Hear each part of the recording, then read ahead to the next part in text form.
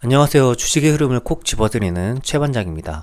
오늘은 말 많고 탈도 많은 종목 하나오션 이야기입니다. 지금 투자자들 사이에선 지금이라도 들어가야 될까? 아니면 너무 올라서 물리는 거 아닐까?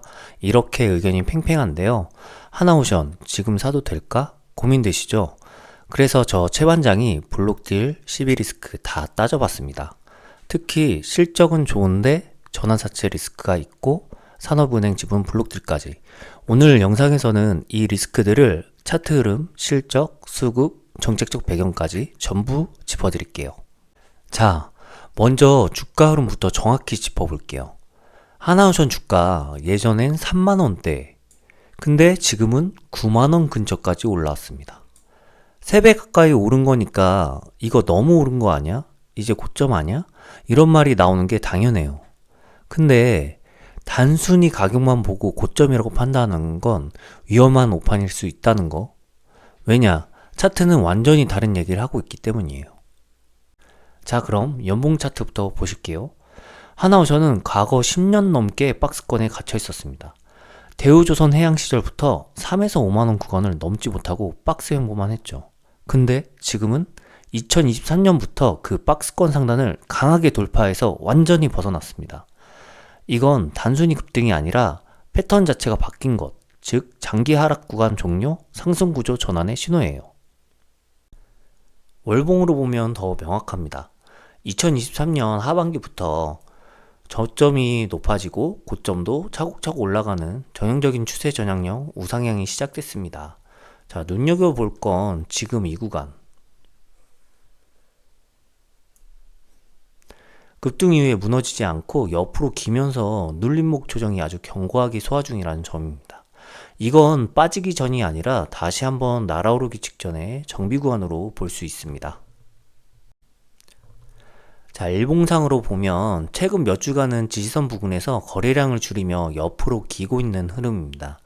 이건 무슨 뜻이냐면 차익 실현이 마무리되고 단기 매물 소화가 끝나가고 있다는 신호죠.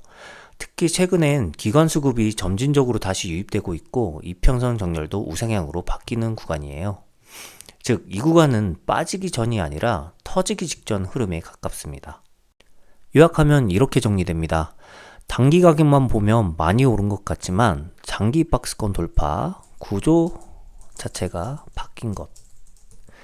자, 월봉은 추세 전환 초기, 일봉은 눌림목 정비, 수급 유입, 그리고 이평선 재정렬. 결론적으로 지금 구간은 이미 너무 올랐다는 불안보다는 지금부터가 본격 시작 아닐까 하는 기대감이 더 많은 구간으로 보입니다. 자, 2025년 1분기 기준으로 매출은 3조 1,400억 원, 영업이익은 2,586억 원. 이게 어느 정도냐면요, 전년 동기 대비 388% 폭증한 수준입니다. 그냥 좋아졌다는 표현으로는 부족하죠. 이건 실적이 폭발한 겁니다. 근데 이게 뭐 단발성이냐? 아닙니다. 단기 반짝 호재? 아니에요. 이건 구조적인 변화에서 나온 실적입니다. 과거 대우조선 해양 시절에는 수주만 맞으면 좋다고 생각해서 단가 낮춰서 억지로 따낸 저가 계약이 많았어요. 그래서 배는 만들어 팔아도 돈이 안 남는 구조였던 거예요. 근데 지금은 하나그룹으로 넘어오면서 사업 구조 자체가 바뀌었습니다. 고가, 고정밀, 고부가치, LNG선, 국가 단위 수주, 단가 높고 납기 안정적인 방산선박,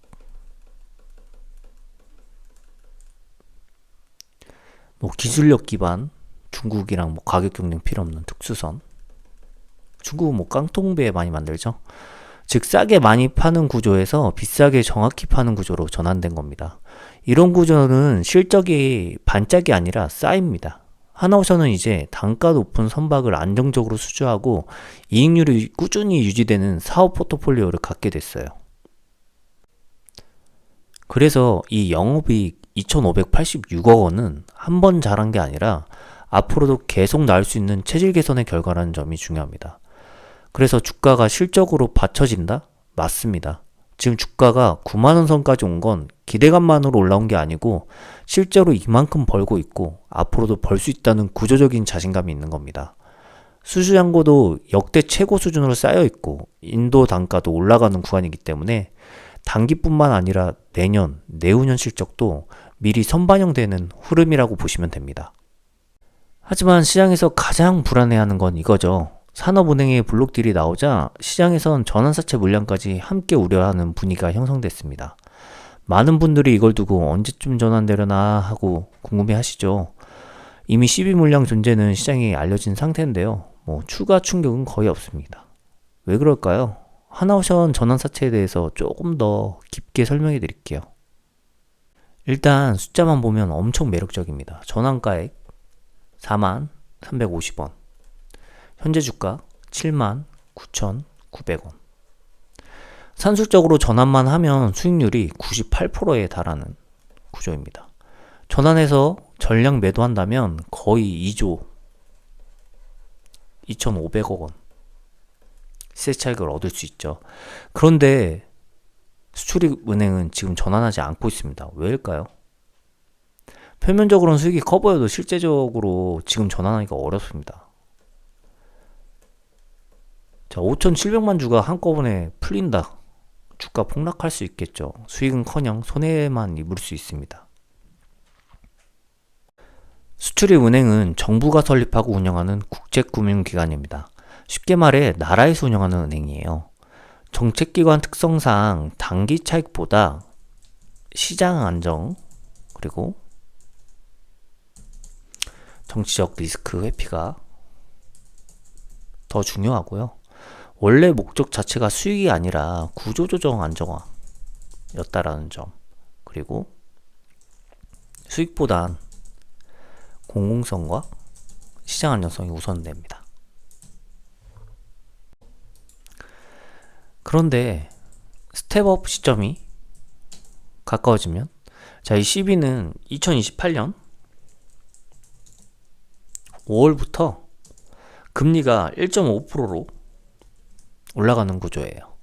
그렇게 되면 하나오션 입장에서도 이 CB는 점점 부담스러운 부채가 됩니다. 그래서 과거 사례들을 봐도 스텝업 직전 시점에서 기업이 전환하거나 상환을 유도하는 경우가 많아요. 금리 더 오르기 전에 정리하자, 주가도 잘 나올 때 전환해서 물량 정리하자, 이런 판단이 작동하는 거죠. 그런데 하나오션은 이런 판단을 더 유연하게 할 수 있습니다. 왜냐하면 현재 하나그룹이 지분 약 49%를 보유하고 있는 최대 주주고요. 수출입은행이 CB를 전환한다 해도 경영권에는 영향이 없습니다. 즉, 전환으로 인해 이제 일정 부분 주가가 희석된다 하더라도 경영권이나 지배력 측면에서는 크게 문제가 되지 않기 때문에 상황에 따라 전환을 굳이 막지 않을 수도 있는 구조입니다. 자, 결론을 말해볼게요. 수은 입장에서는 지금 금리 1% 전환하면 시장의 충격이 크기 때문에 정중하게 대기. 하나 입장에서는 싸고 좋은 부채 그냥 들고 있는 게 유리. 자, 다만 주의할 점은 스텝업 기간 2028년 금리 1.5%. 자, 그 전으로 정리 가능성 높음. 전환 허용 여지. 자, 하나그룹 지분이 높아서 경영권엔 영향이 없고 전환 시 주가 희석도 감내 가능. 그래서 지금 전환될 가능성은 낮고 2028년 스텝업 시점을 전후해서 점진적으로 조건부 전환이 이루어질 가능성이 높습니다. 전환사채 실제 전환 시점, 스텝업 조건 이후 시나리오, 그리고 수급 반응 예측은 텔레그램 채널에서 차트 이미지와 함께 정리해드리고 있어요. 필요하신 분들은 아래 링크 참고하시면 됩니다. 최근 산업은행이 보유지분 일부를 블록딜로 매각했습니다. 사느니 뭔가 알고 팔았다 라는 말도 있었죠. 하지만 진짜 배경은 전혀 다릅니다. 한 가지 질문으로 시작해 볼 거예요. 왜 산업은행이 수많은 보유 주식 중에 유독 하나오션만 팔았을까? 그 이유는 아주 간단합니다. 팔 수 있는 게 하나오션밖에 없었기 때문에. 자, 먼저 산업은행의 상황부터 봅시다. 산업은행은 은행이에요. 은행이 너무 많은 주식을 오래 갖고 있으면 위험에 빠질 수 있어요. 왜냐하면 주가가 떨어지면 은행 재무 상태도 나빠질 수 있거든요. 그래서 은행은 BIS, 자기자본 비율이란 걸 꼭 관리해야 합니다. BIS 비율은 쉽게 말해 위험한 상황에 대비해서 쌓아둬야 할 은행 자기돈의 비율입니다. 금융당국은 최소 13% 이상 유지하라고 권고합니다. 그런데 산업은행 BIS 비율은 2024년 기준 13.9%, 거의 최하위권이에요. 그래서 주식을 팔아서 자기 자본을 늘려야 하는 상황이 된 겁니다. 그런 이런 질문이 나오죠. 한전이나 HMM도 주식이 많은데 왜 그것들은 안 팔았을까? 한전은 법적으로 못 팝니다. 한전은 전기 만드는 회사, 우리나라의 전력망을 책임지는 초중요 기업이죠. 그래서 법에 써 있어요. 정부는 한국전력 주식의 51% 이상을 반드시 보유해야 한다. 산업은행도 사실 정부 쪽이라서 주식을 팔면 정부 지분이 51% 아래로 떨어질 수 있어요. 그래서 절대 못 팔게 법으로 막아둔 겁니다. 자, HMM은 구조적으로 못 판 거고요. H&M은 해운 회사예요. 예전에 어려울 때 산업은행과 한국해양진흥공사가 같이 돈을 넣고 공동주인이 된 기업입니다. 그래서 산업은행이 팔고 싶어도 같이 산 건데 너 혼자 못 팔지 하고, 해진공은 협의 없이는 팔 수 없어요. 즉 HMM은 구조적으로 혼자 못 파는 주식이에요. 그러니까 결론은 한전은 법적으로 매각 불가. 한전 법적으로 매각 불가. 자, HMM 해진공 협의 없이는 불가능. 결국 산업은행 입장에서 지금 당장 내 마음대로 팔 수 있는 주식은 하나오션 하나뿐이었던 겁니다. 그리고 강석군 회장을 주목해야 해요. 강석군 산업은행 회장은 과거 대우조선해양, 현재 하나오션이죠. 민간기업, 즉 이제 하나그룹에 넘긴 주체입니다. 회장 임기가 끝나기 직전이었어요. 그래서 시장은 이렇게 봤습니다. 마무리하고 정리하고 깔끔하게 퇴임하려고 하는구나. 그래서 블록딜로 팔았구나. 자, 주식을 시장이 아닌 시간 외에 대량으로 조용히 파는 방식이죠. 대량 매도 이제 소문 나고 주가가 폭락할 수도 있거든요. 그래서 기관 투자들에게 조용히 넘기는 방식으로 매각을 한 거예요. 이건 손절이 아니라 계획된 정리다. 이미 민간 기업인 이제 하나그룹이 경영권을 확보했고 산업은행은 더 이상 큰 역할이 없고 BIS 비율 개선도 필요했고 법적 구조적으로 하나오션만 팔 수 있었기 때문에 퇴임을 앞두고 남은 공적 지분을 깔끔하게 정리한 것이죠.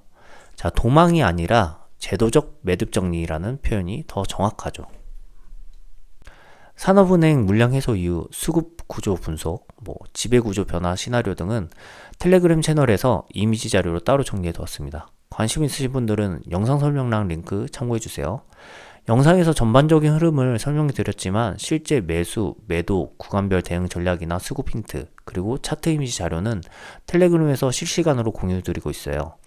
영상 아래 링크 클릭하시면 무료로 들어오실 수 있고요. 장 마감 이후나 다음날 오픈 전에 타이밍 전략 짚어드리는 것도 있으니까 참고하시면 좋을 겁니다. 정리하자면 실적은 근본적으로 바뀌었고 차트는 고점 돌파 전 정비 구간, 수출입은행 CB는 지금 당장 전환 가능성이 낮고 산업은행의 블록딜은 도망이 아니라 정책적 정리입니다. 시장이 겉으로 보기엔 리스크로 생각한 것들이 내용을 들여다보면 불안할 필요 없는 구조라는 걸 확인할 수 있었습니다. 오늘 영상이 도움이 되셨다면 좋아요, 구독, 알림 설정 부탁드리고요. 최 반장은 앞으로도 차트, 실적, 리스크, 뉴스까지 투자자 시선으로 궁금한 걸 꼭 찔러 풀어드리겠습니다. 감사합니다.